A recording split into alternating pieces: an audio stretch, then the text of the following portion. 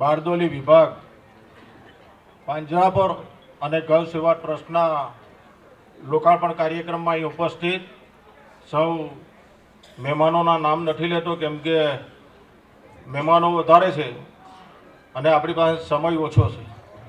ક્યારના બધા સવારથી આવેલા છે, એટલે સૌ મારા ડાયસના આગેવાન મિત્રો, દાનવીર સબ દાતાશ્રીઓ, પધારેલ સૌ આમંત્રણને માન આપી અહીં પધારેલ ભાઈઓ તથા બહેનો,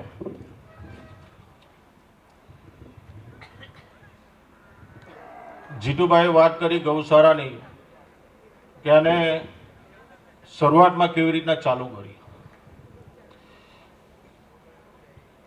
2021ની અંદર શરૂઆત થઈ તે પહેલાં લગભગ 18-19માં હું એક ચાલુ કરવા માટે ટ્રાય કરેલી કડોદની અંદર.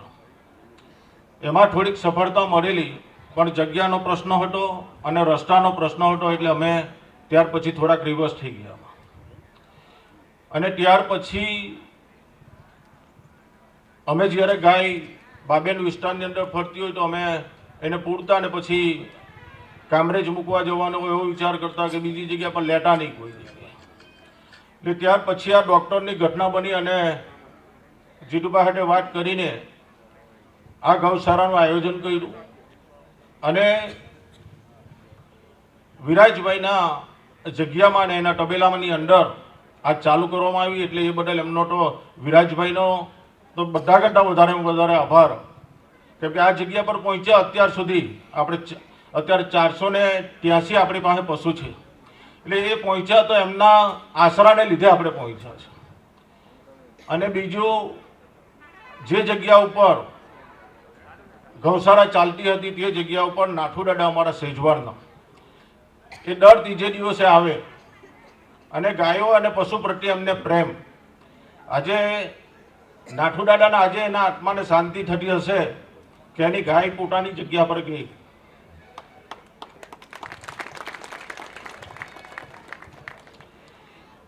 અને મહેન્દ્રભાઈ પણ એટલા જ નાથુ દાદાના રસ્તે ચાલવાવાળા માણસ છે.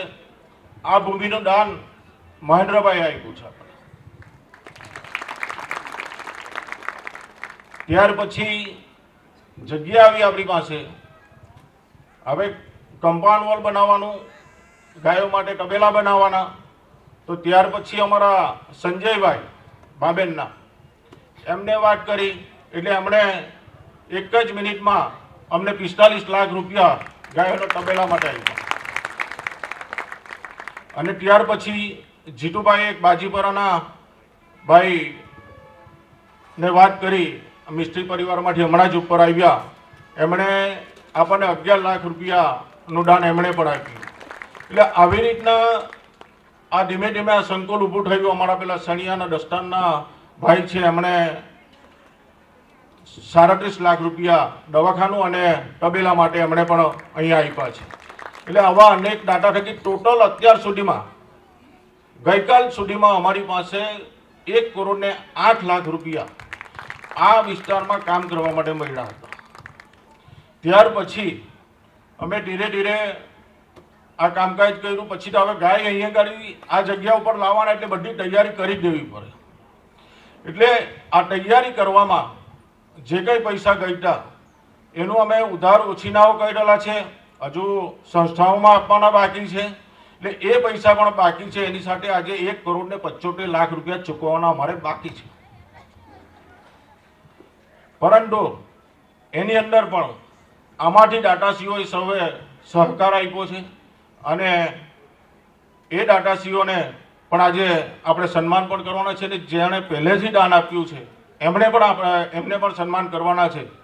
આજે અમારો 1,75 લાખ રૂપિયા અમારો દીપકભાઈ કે અમારા ટોટલી ટ્રસ્ટી જીતુભાઈ, જીગરભાઈ, રાજુભાઈ, મહેન્દ્રભાઈ બધાની સાથેનો એક એવો અમારી એવું હતી કે આજે 1,75 લાખ રૂપિયાનું દાન અમને મળે. અમારા અપીલને માન આપીને એક જ મુલાકાત અમે મહેન્દ્રભાઈ અને જીતુભાઈ અને રાજુભાઈ સાથે અમે આપણા એનટી પટેલની કરી. એટલે એનટી પટેલ અહીંયા મુલાકાત લેવા પછી આવ્યા. બધા ઘણા એમને ઓળખતા હશે, આપણા વડીલ એનડી પટેલને.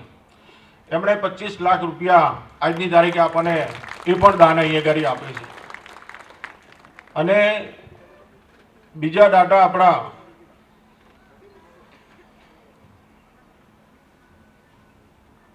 દિગસના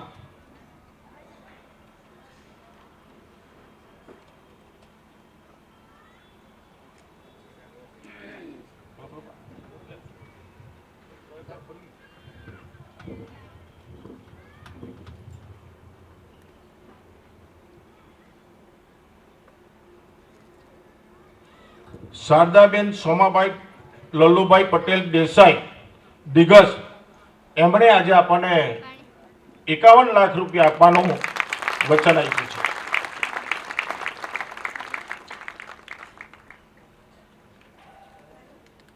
અને બીજા વણેસાના એક આપણે પિસાડના ભાઈ, જેમણે ઘાસચારા માટે પણ એ ગાડી આપણને વાહન આપ્યું છે. અનેક દાતાઓનું લિસ્ટ પછી અહીંથી બોર્ડ છે. પરંતુ આજનો જે પવિત્ર દિવસ છે એ પેપરના માધ્યમથી અને શાસ્ત્રના આધારે આપણે જોઈએ તો 23 વર્ષે આ ક્રમ આવે છે. આ દિવસનો આજનો જે ઉત્તરાયણનું મહત્વ છે દાનનું, એ 23 વર્ષે આવે છે. એટલે આ ક્રમની અંદર આપણે દાન કરવાનું કોઈ ચૂકીએ નહીં. અને બીજું, તમે ને હું આપણે બધા હિન્દુ છે, હિન્દુ શાસ્ત્રની અંદર માનનાર છે. આપણી ગાય માતાને આપણે બધા માતા કહીએ છીએ. તો આ જે ગાય માતા છે એના માથા ઉપર આજે જે 175 લાખ, 1,75,00,000નું જે દેવું છે, એ ગાયનું દેવું એના સંતાનો કોઈ દિવસ રવા નથી દેવાના.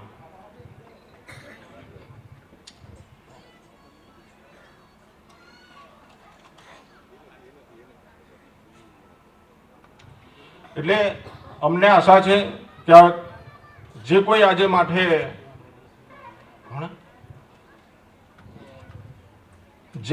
આજે ગાય માતાના માથે એના ઘર બનાવવા માટે જે દેવું છે એ પણ પૂર્ણ થઈ જશે.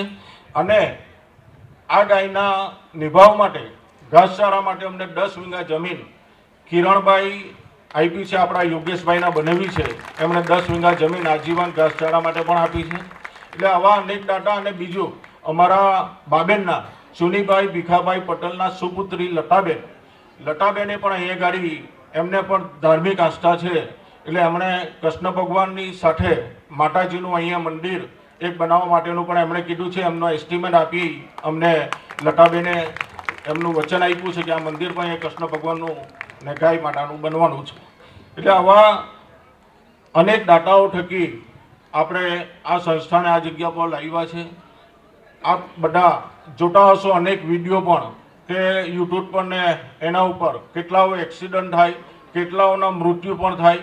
અને આ ગાય માતા જે ખરી એ બારડોલી બજારમાં કે અન્ય જગ્યાઓ પર જ્યાં રખડતી હોય, જ્યાં કંઈ ખાવાનું ખાતી હોય, તો લોકોની પ્રેક્ટિસ એવી થઈ ગયેલી છે કે પ્લાસ્ટિકના જબલામાં વધેલી વસ્તુ બહાર નાખી દે. એ જબલા ખોલીને ખાતી નથી ગાય, એને હાથ નથી, એટલે આખું મોઢામાં જ એ જબલું મુકાઈ જાય. એટલે એ પ્લાસ્ટિક એના ગળાની અંદર જાય. એટલે આનો બચાવ કરવા માટે અહીંયા લાવીને અમે ઓપરેશન પણ કર્યા છે. 55 કિલો પ્લાસ્ટિક આ ગાય અને નંદીના જથરમાંથી કાઢવામાં આવ્યા છે આ જગ્યા ઉપર. એટલે આવા ઓપરેશનો કર્યા છે. અહીંયા 3 પગવાળી પણ ગાય પગ કપાઈ ગયેલા છે, તો તે પણ ગાય છે. આવા ઓપરેશન કરીને બધી ગાયોને પણ અહીં રાખવામાં આવે છે. જ્યાં હાઈવે ઉપર બાજીપરા વિયારાથી માંડીને અહીંયા કરોડરા સુધી જે કોઈ જગ્યા ઉપર એક્સિડન્ટ થાય એ ગાય પણ ઉઠાવવાનું કામ કરીએ છીએ. અને બીજું કે જે કોઈ ગાયનું મૃત્યુ થાય તો એને આપણે હિન્દુ વિધિ પ્રમાણે આ જગ્યા, એટલે અહીંયા આપણી પાસે બીજી જગ્યા પાછળ ગામની માણેકપડ ગામનો પણ આભાર માનવો પડે કે એ ગામે પણ એમના ગૌચરની છે, એની અંદર આપણે એ ગાય દાટવા દે છે. 56 વીઘાનું ગૌચર મોટું છે. એટલે એનો ખર્ચ પણ અમને 5,000 રૂપિયા એક ગાયને હિન્દુ વિધિ પ્રમાણે ખાડો કરીને 6x6નો અને 6 ફૂટ ઊંડો ખાડો કરીને દાટવાનો 5,000 રૂપિયા એક ગાયને દાટવાનો મરણ પછી પણ ખર્ચ થાય છે. એટલે આવા ખર્ચા હરેક થાય છે. અમે એક દિવસ અહીં ગાડી ઊભા હતા અને એક બેન આવેલા અને એમણે પછી જોયું ને ત્યાર પછી એવો સવાલ કર્યો કે કોઈ પૈસા નહીં આપે તો તમે શું કરો, કેવી રીતના ચલો?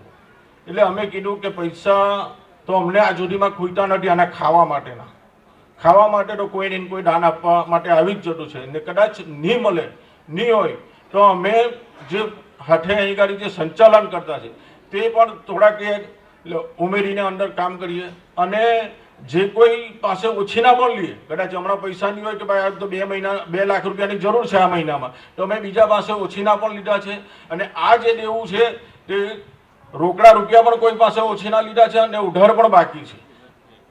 એટલે આવી રીતે સંચાલન કરવાની અમે ટ્રાય કરીને આ જગ્યા પર પહોંચ્યા છે. અત્યાર સુધીમાં આપણી પાસે 800 જેટલી ગાયો ટોટલ આવેલી, એની અંદર થોડીક મૃત્યુ પામેલી હોય, થોડીક અમારે કોર્ટમાંથી કે એમાંથી આજે હાઈવે પર પકડાય પોલીસ કે બજરંગ દળ કે વિશ્વ હિન્દુ પરિષદ એ પણ અહીંયા ગાડી મૂકે એટલે એ કોર્ટ એનો ઓર્ડર કરે તો અમારે તેને પણ છોડવી પડે. અત્યારે જે અંદર આપણે ભેંસો દેખાય છે એ પોલીસ કે ટ્રાન્સપોર્ટ વિભાગવાળાએ પકડીને એની ટ્રાન્સપોર્ટની મંજૂરી નહીં હોય એટલે એ લોકો ગાડી પકડે તો એ આપણને અહીંયા ગાડી એનો સંભાળ રાખવા માટે મૂકી જાય. કોર્ટ ઓર્ડર કરે ત્યારે અમારે એને છોડવાની, એ પણ રજીસ્ટર લઈને જાય.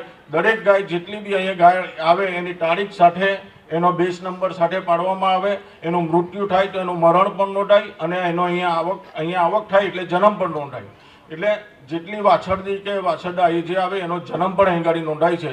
એટલે આ પવિત્ર કાર્યની અંદર આપ સૌને સહકાર આપવા વિનંતી છે અને અમને આશા જ છે કે આજે અમને સહકાર સૌ ભાઈઓ અને બહેનો જે આવેલા છે આ ગૌ માતા માટે અહીં ગાડી સહકાર અમને આપશે એવી આશા સાથે વિરમું છું. જય હિન્દ, જય ભારત, વંદે માતરમ. આભાર.